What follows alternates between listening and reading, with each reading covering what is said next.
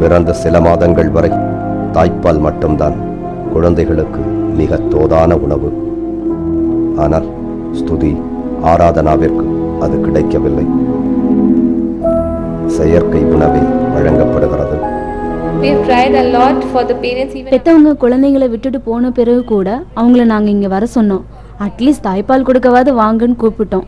ஆனா அவங்க வரல.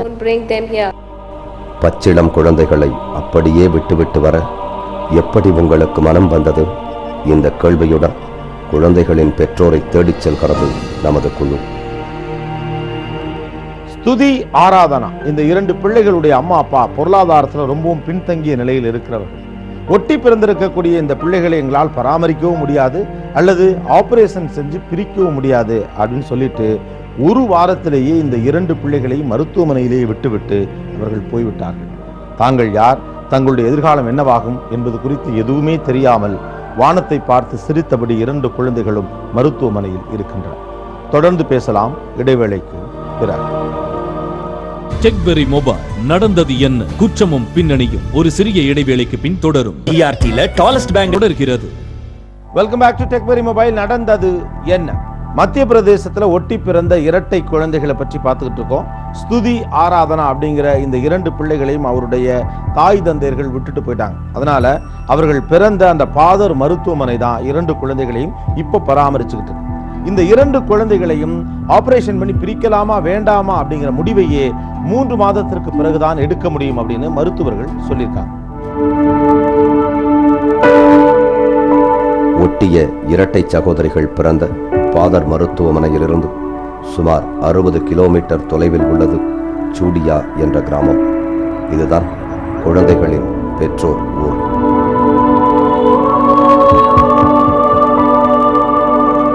பல கிலோமீட்டர் இடைவெளிகளில் ஒரு வீடு. மழைக்காலம் என்பதால் வாகனம் மெயின் ரோடு வரை மட்டுமே செல்கிறது. அதன் பின்னர் நடந்து செல்ல வேண்டும்.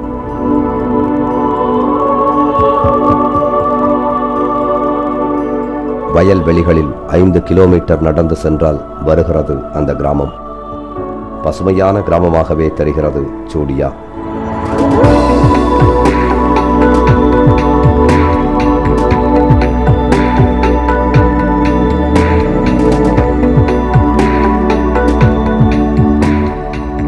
நமக்கு வழிகாட்ட நம்முடன் வந்த ஊர்க்காரர்கள் ஒருவரை கைகாட்டினர். அவர்தான் ஹரிராம், இரட்டை குழந்தைகளின் தந்தை.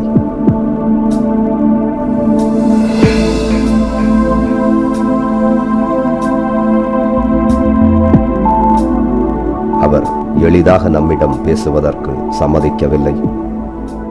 சில மணி நேர வலியுறுத்தலுக்கு பின்னரே ஒப்புக்கொண்டார்.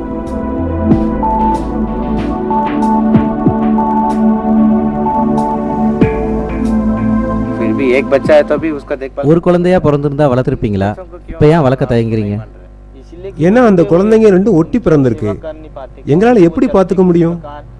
அவங்களோட டெய்லி விஷயங்களை கவனிக்கவே எங்களுக்கு தெரியாதே. அப்புறம் எப்படி நாங்க நல்லா வளர்க்க முடியும்? எப்படி இருந்தாலும் உங்களுக்கு விட்டுட்டு வர்றதுக்கு எப்படி மனசு வந்தது? விடாம வச்சுட்டு என்ன பண்றது? ஒரே பொண்ணா பிறந்திருந்தா வளர்த்திருப்பீங்களா? ஒரு பொண்ணு இல்ல, 2-3 பொண்ணுங்க பிறந்திருந்தாலும் நான் வளர்க்க தயாரா இருக்கேன். ஆனா ஒட்டாம பிறந்திருந்தாதான், ஒட்டி பிறந்ததுதான் பிரச்சனையே. குழந்தைகளை வளர்க்கறதுக்கு பணம் கொடுத்தா நீங்க வளர்ப்பீங்களா? என்ன கேள்வி கேட்குறீங்க நீங்க? இப்படிலாம் நீங்க கேட்க கூடாது. எங்க இருந்து வந்தீங்க நீங்கெல்லாம்? குழந்தைகளை மருத்துவமனையிலேயே விட்டு வந்தது பற்றி நாம் மீண்டும் மீண்டும் கேட்க கோபப்பட்டு எழுந்து விட்டார் ஹரிராம்.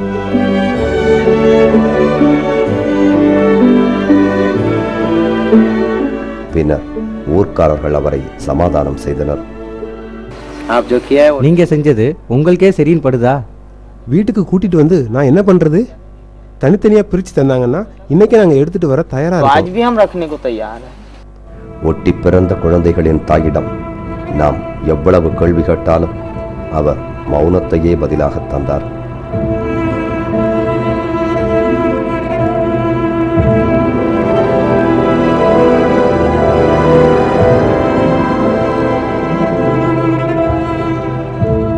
அழாமல் இருக்க எவ்வளவோ முயற்சித்தார். ஆனால் அவரால் அழாமல் இருக்க முடியவில்லை. குழந்தைகளை விட்டுச் செல்ல மாயாவிற்கு விருப்பம் இல்லை என மருத்துவர்கள் சொன்னது நம் நினைவிற்கு வந்தது.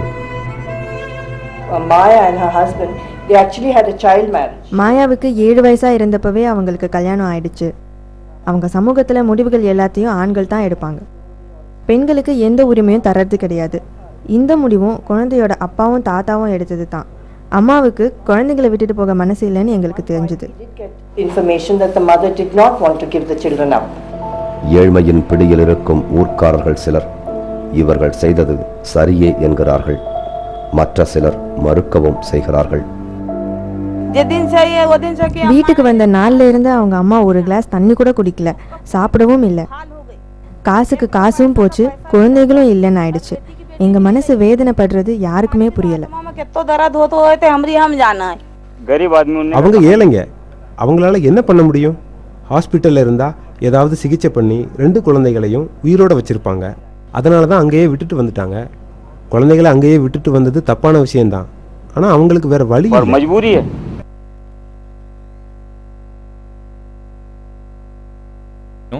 அவங்க வளர்க்கறது தான் முறை.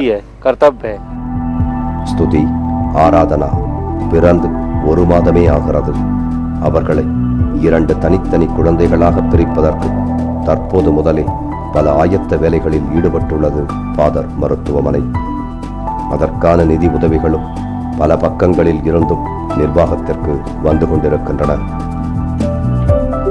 இந்த குழந்தைகளோட ஆபரேஷனை எப்போ பண்ணலான்னு இருக்கீங்க? எவ்வளவு காம்ப்ளிகேஷன்ஸ் இருக்கு அப்படிங்கறத பார்த்து தான் எப்போ ஆபரேஷன் பண்ணலாங்கிறத முடிவு பண்ண முடியும். அதுக்கு தகுந்த மாதிரி குழந்தைங்களோட ஆரோக்கியமும் முன்னேறணும். நான் ரேடியாலஜிஸ்ட். நான் முதல்ல ஒரு நாள் நான் ஒரு அல்ட்ராசவுண்ட் செஞ்சது. அதில் எனக்கு தெரியுது லிவர் 2 லிவர் இருக்குது, 2 பேருக்கு 2 கிட்னி இருக்குது, 2 ஹார்ட் கூட எனக்கு பார்க்க தெரியுது. ஆனால் கூட சிடி ஸ்கேன் எல்லாம் அது செஞ்ச பிறகு தான் கன்ஃபார்ம் பண்ண முடியும் கி எப்படி எவ்வளோ ஜாயிண்ட் இருக்குது. அது எல்லாம் செஞ்ச பிறகு தான் நாங்களுக்கு ஆப்ரேஷனுக்கா பிளான் பண்ண முடியும். மருத்துவத்தின் வளர்ச்சியால் ஸ்துதி, ஆராதனா பிரிக்கப்படுவார்கள் என நம்புவோம். அப்படி பிரிக்கப்பட்டு அவர்கள் தனித்தனி குழந்தைகள் ஆன பின்னர் அவர்களுக்கு பாதுகாப்பு அளிக்கப் போவது யார்? ஒட்டி பிறக்கிற இரட்டை குழந்தைகளை பிரிப்பதற்கான டெக்னாலஜி இப்ப நிறைய வந்துருச்சு அப்படின்னாலும் கூட இப்படி பிரிக்கப்படும் குழந்தைகள் எதிர்காலத்தில் நிறைய சவால்களை சந்திக்க வேண்டியிருக்கிறது அப்படின்னு சொல்றாங்க. அப்படிப்பட்ட சூழ்நிலையில பெற்றோர்களும் கைவிட்டு விட்ட நிலையில் இந்த ஸ்துதி, ஆராதனா இவங்களுடைய எதிர்காலம் என்னவாக போகிறது அப்படிங்கிற ஒரு பெரிய கேள்விக்குறி எழுந்திருக்கு. தொடர்ந்து பேசலாம் இடைவேளைக்கு பிறகு.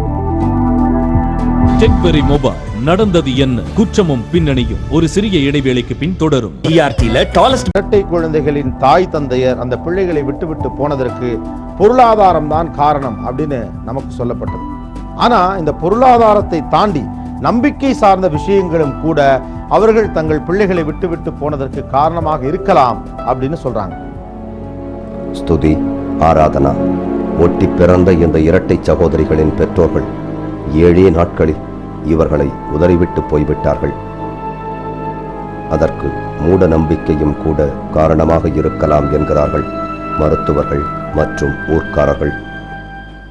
கிராமத்தில் உள்ளவங்க பல மாதிரி பேசுவாங்க. ரெட்டை குழந்தைகளை கொண்டு வந்தா ஊருக்கு ஆகாது, வீட்டுக்கு ஆகாதுன்னு சொல்லுவாங்க. அந்த குழந்தைகளால கிராமத்துக்கு கெடுதல் வரும்னு நம்புறாங்க. ஒட்டி பிறந்த சகோதரிகளை வெற்றிகரமாக பிரித்து இருவரையும் காப்பாற்றுவோம் என நம்பிக்கை தெரிவித்திருக்கிறது ஃபாதர் மருத்துவமனை நிர்வாகம். இந்த குழந்தைங்களோட ஃபியூச்சர், இந்த குழந்தைங்களோட எதிர்காலம், அதாவது தனியா பிரிச்சதுக்கு அப்புறம் எப்படி இருக்கும்? Mind, there are 3 options. One is எனக்கு 3 யோசனைகள் இருக்கு. அவங்க அப்பா